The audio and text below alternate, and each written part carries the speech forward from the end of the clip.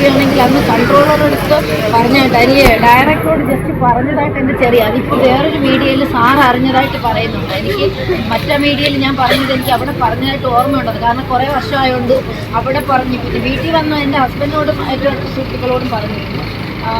എനിക്ക് തോന്നുന്നു അഭിരാര ബേക്കർ സാറിനോട് ജസ്റ്റ് ഇങ്ങനെ ഒരു ഇൻസിഡൻറ്റ് പറഞ്ഞതായിരുന്നു. അപ്പോൾ വേറൊരു സംവിധായകൻ ഈ വിഷയം അറിഞ്ഞതായിട്ട് അഭിരാജ് സാറ് പറഞ്ഞതായിട്ട് അന്ന് പരാതിയായിട്ട് പോയില്ല, സോണി ഇങ്ങനെ പറഞ്ഞിരുന്നു എന്നുള്ളൊരു സ്റ്റേറ്റ്മെൻറ്റ് മറ്റൊരു വീഡിയോയിൽ കണ്ടു.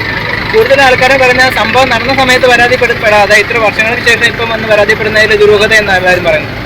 അത് അന്ന് തന്നെ അപ്പം തന്നെ, അതായത് ഈ ഇങ്ങനെ അറ്റാക്ക് ചെയ്യുന്ന സമയത്ത് തന്നെ തള്ളി മാറ്റുകയും അപ്പം തന്നെ പുള്ളി കാലി വീണ് മാപ്പ് ചോദിക്കുക, അതൊരു തെറ്റിപ്പോയതാണെന്ന് പറഞ്ഞ് ആ വിഷയം അവിടെ വിട്ടതാണ്. അത് പിന്നെ ഒരു കേസിലേക്ക് എൻ്റെ വീട്ടുകാരും നമ്മൾ ഇൻഡസ്ട്രി വന്നതേ ഉള്ളൂ. ഒരു 11 വർഷം മുമ്പുള്ള കാര്യമാണ്. അപ്പോൾ അന്ന് ഒരു കേസായിട്ട് പോകാനോ അല്ലെങ്കിൽ അതിന് വേണ്ടിയിട്ടുള്ള കാര്യങ്ങളെല്ലാം മാപ്പ് പറഞ്ഞ് ഞങ്ങൾ സുഹൃത്തുക്കളായിട്ട് പല സോഷ്യൽ സർവീസുമായിട്ട് ബന്ധപ്പെട്ട പല വേദികളിലും ഞങ്ങൾ ഒരുമിച്ച് വന്നിട്ടുണ്ട്.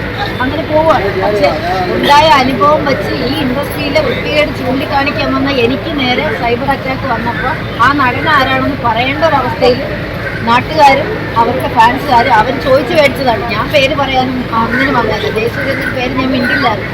ആളുകൾ അതിനെ തൊടുപുഴ എന്നൊരു ലൊക്കേഷൻ എവിടെയാണെന്ന് ചോദിക്കുമ്പോൾ പറയണോ, കള്ളം പറയാൻ പറ്റുമോ? ഞാനിപ്പോൾ ഇതിന് പകരം വേറൊരു നടനെ അവിടെ പ്ലേസ് ചെയ്യാൻ പറ്റും, തൊടുപുഴയ്ക്ക് പകരം ഞാൻ വേറെ ആരെങ്കിലും പ്ലേസ് ചെയ്യാൻ പറ്റും? ഒന്നും പറ്റില്ല, നടന്ന കാര്യം പറയാൻ പറ്റും.